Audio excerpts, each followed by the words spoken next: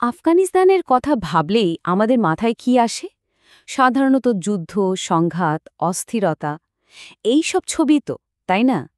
কিন্তু সেই ছবির আড়ালে দেশটির বালির নিচে আসলে এক বিশাল পরিবর্তন ঘটছে।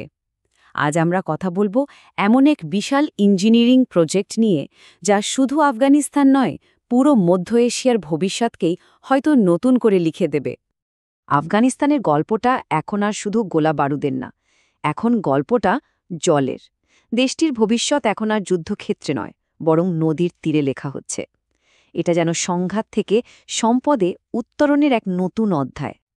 তো প্রশ্নটা হলো, কিভাবে একটা খাল পুরো একটা মহাদেশের চেহারা বদলে দিতে পারে?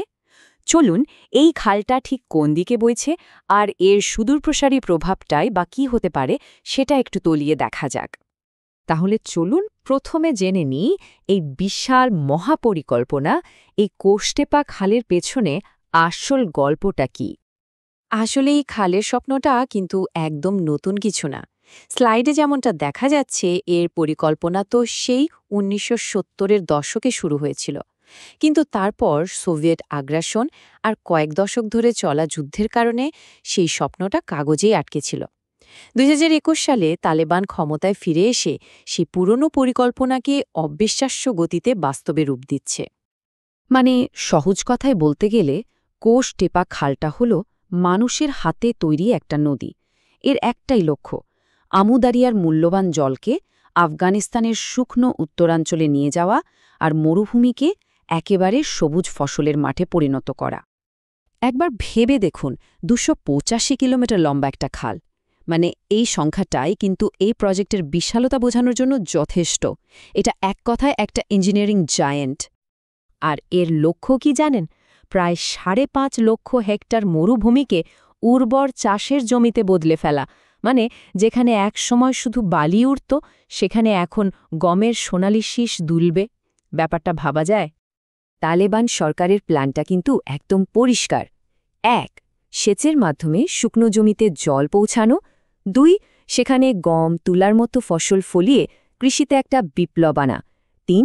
দেশকে খাবারের দিক থেকে স্বয়ংসম্পূর্ণ করা। আর সবশেষে আফগানিস্তানকে একটা খাদ্য রপ্তানিকারক দেশ হিসাবে বিশ্বের দরবারে তুলে ধরা। মানে দেশের অর্থনীতিকে আমূল বদলে দেওয়ার একটা মাস্টার প্ল্যান এটা। কিন্তু সব গল্পেরই তো একটা অন্য পিঠ থাকে, তাই না? আফগানিস্তানের এই স্বপ্নের পেছনে লুকিয়ে আছে তার প্রতিবেশী দেশগুলোর জন্য এক বিশাল দুঃস্বপ্ন। কিন্তু আসল প্রশ্নটা হলো, এত জল আসবে কোথা থেকে? আর এই প্রশ্নের উত্তরের মধ্যেই কিন্তু লুকিয়ে আছে এই অঞ্চলের সবথেকে বড় টেনশনের কারণটা। উত্তরটা হলো আমু দরিয়া নদী। এই নদীটা শুধু আফগানিস্তানের জন্য না, এটা উজবেকিস্তান আর তুর্কমেনিস্তানের মতো দেশগুলোরও লাইফলাইন। পুরো অঞ্চলের চাষবাস, অর্থনীতি সবকিছুই এই নদীর জলের ওপর দাঁড়িয়ে আছে। বিশেষজ্ঞরা যা বলছেন তা কিন্তু বেশ ভয়ঙ্কর। তাদের মতে এই খালটা পুরোপুরি চালু হলে আমু দরিয়ার জলপ্রবাহ প্রায় ১৫ থেকে ৩০% পর্যন্ত কমে যেতে পারে। এই চার্টের দিকে একবার দেখুন, তাহলেই বুঝতে পারবেন ভাটির দেশগুলোর জন্য এই সংখ্যাগুলো কতটা বিপদের সংকেত দিচ্ছে। এর সরাসরি প্রভাব পড়বে উজবেকিস্তান আর তুর্কমেনিস্তানের ওপর। যেমন ধরুন উজবেকিস্তানের কথা, ওদের বিখ্যাত তুলা শিল্প, যেটাকে ওরা সাদা সোনা বলে, সেটা জলের অভাবে পুরোপুরি ভেঙে পড়তে পারে। আর ওদিকে তুর্কমেনিস্তানে মরুকরণের যে ভয়াবহ প্রক্রিয়া চলছে, সেটা আরও অনেক গুণ বেড়ে যেতে পারে। অবশ্যই আফগানিস্তানের যুক্তিটাও কিন্তু ফেলে দেবার মতো না। তাদের সোজা কথা, আমরা তো শুধু আমাদের ন্যায্য পাওনাটাই নিচ্ছি। দশকের পর দশক ধরে অন্যরা এই জলের সুবিধা নিয়েছে, এবার আমাদের পালা। তাদের দিক থেকে দেখলে এটাও তো একটা সত্যি। তো এই জলের লড়াইটা এখন আর শুধু দুটো দেশের মধ্যেকার বিবাদ নেই। এটা ধীরে ধীরে একটা নতুন গ্রেট গেম বা ভূ রাজনৈতিক খেলার মঞ্চ হয়ে উঠছে।